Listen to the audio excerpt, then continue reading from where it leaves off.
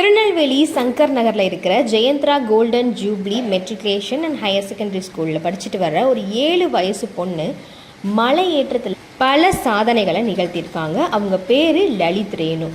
கடந்த மே மாதம் கடல் மட்டத்திலிருந்து 18,000 அடி உயரத்தில் இருக்கிற இமயமலை ஸ்பேஸ் கேம்ப் பகுதியை அடைஞ்சிருக்காங்க.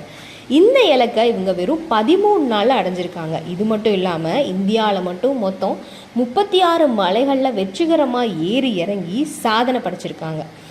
2ஆம் வகுப்பு படிக்கிற இந்த பொண்ணோட மன உறுதியையும் அர்ப்பணிப்பையும் தன்னம்பிக்கையும் பாராட்டுறதுக்காக பிரதான் மந்திரி ராஷ்ட்ரிய பால் புரஸ்கார் அப்படின்ற விருது வழங்கணும் அப்படின்னு பிரதமர் நரேந்திர மோடிக்கு தமிழக பாஜக மாநில தலைவர் நைனா நாகேந்திரன் அவங்க பெற்றோர்கிட்ட இருந்து பரிந்துரை கடிதத்தை பெற்றிருக்கிறார்.